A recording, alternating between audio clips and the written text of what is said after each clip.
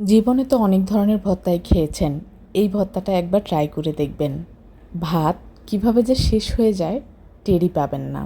Plate ভর্তি করে ভাত নিলেও মনে হবে যে খুব কম খেয়েছেন। সবাইকে আসসালামু আলাইকুম। কেমন আছেন সবাই? আশা করছি সবাই অনেক ভালো আছেন। আলহামদুলিল্লাহ আমি অনেক ভালো আছি। তাহলে চলুন ভিডিওর মূল পর্বে ফিরে যাই। আজকের ভর্তাটি তৈরি করার জন্য আমি এখানে প্রথমেই একটা প্যান বসিয়ে দিয়ে তাতে শুকনা মরিচগুলো ভেজে নেব। আপনারা চাইলে এখানে কাঁচা মরিচও ব্যবহার করতে পারেন, তবে এই ভর্তায় শুকনা মরিচ ব্যবহার করার ফলে স্বাদটা দ্বিগুণ হারে বেড়ে যায়। আমার মরিচগুলো ভাজা হয়ে গিয়েছে। এখন আমি মরিচগুলো তুলে সাইডে রেখে দিব। ঝালের পরিমাণটা আপনারা নিজেদের স্বাদের উপর নির্ভর করে দিবেন। এখন আমি মরিচ ভাজা তেলে প্যানে দিয়ে দিচ্ছি 250 গ্রামের মতো কাঁকরোল। আর কাঁকরোলগুলো আমি কিভাবে কেটে নিয়েছি সেটা আপনারা দেখতেই পাচ্ছেন। আমি কাঁকরোলগুলোতে সামান্য পরিমাণ লবণ এবং সামান্য পরিমাণ হলুদ মিশিয়ে ভেজে নিব। আর এপিট ওপিট করে খুব ভালোভাবে আমি এটাকে ভেজে নিব। এবং এটা কোনোভাবেই ফ্রাই করা যাবে না, তাতে করে ভর্তার স্বাদ নষ্ট হয়ে যাবে। এক্ষেত্রে চুলার জালটা লো মিডিয়াম হিটে রেখে আমি সবগুলো কাঁকরোল ভেজে নেব। আমার এক প্যান কাঁকরোল ভাজা হয়ে গিয়েছে। দ্বিতীয়বার যখন আমি কাঁকরোল দিয়েছি তার সাথে একটা বড় রসুনের খোসা ছাড়িয়ে একসাথে করে ভেজে নেব।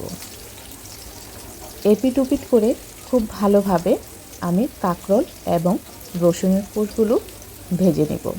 আজকের এই ভর্তা রেসিপিটি আপনারা যারা কখনোই কাঁকরোল দিয়ে ভর্তা খাননি এবং কাঁকরোল খেতে পছন্দ করেন না, তারা একবার হলেও বাসায় তৈরি করে খাওয়ার অনুরোধ রইল।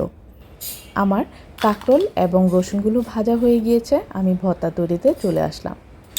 পরিমাণ মতো মরিচ দিয়ে আমি সাথে সামান্য পরিমাণ লবণ দিয়ে ভালোভাবে মরিচগুলোকে ভেঙে নেব। এই ভর্তাটি গরম ভাতের সাথে খেতে দুর্দান্ত লাগে। আপনারা বুঝতেই পারবেন না কখন যে প্লেটের ভাত শেষ হয়ে যাবে। এখন আমি অ্যাড করে দিচ্ছি মাঝারি সাইজের 2টা পেঁয়াজ কুচি করে এবং সামান্য পরিমাণ ধনিয়া পাতা। ভালোভাবে সকল উপাদান একসাথে মিশিয়ে নেব। অ্যাড করে দিব ভেজে রাখা রসুনগুলো। অনেক সময় অনেক তরকারি থাকা সত্ত্বেও কিছুই খেতে ভালো লাগে না, আর তখনই কিন্তু আপনারা চাইলে খুব অল্প সময়ে এবং খুব সহজে এই ভর্তাটা তৈরি করে খেয়ে নিতে পারেন। এখন আমি ভেজে রাখা কাঁকরোলগুলো দিয়ে ভালোভাবে হাতে মেখে নিব। সো ভিউয়ার্স, আজকের আমার এই রেসিপিটি যদি আপনাদের ভালো লাগে, যারা ফেসবুক পেজ থেকে দেখছেন প্লিজ আমার পেজটি লাইক ও ফলো দিয়ে কমেন্টস করে জানাবেন কেমন হয়েছে। আর যারা ইউটিউব চ্যানেল থেকে দেখছেন প্লিজ আমার চ্যানেলটি সাবস্ক্রাইব করে পাশে থাকা বেল আইকনটি ক্লিক করে রাখবেন, এমন আরও সহজ সহজ নতুন নতুন রেসিপি পাওয়ার জন্য। অবশেষে আমি কিছু সামান্য পরিমাণ সরিষার তেল অ্যাড করে দিয়েছি। আর এই সরিষার তেল অ্যাড করার ফলে ভর্তার স্বাদটা অনেক বেশি বেড়ে যায়। আজ এই পর্যন্তই। সবাই ভালো থাকবেন, সুস্থ থাকবেন। আল্লাহ হাফেজ।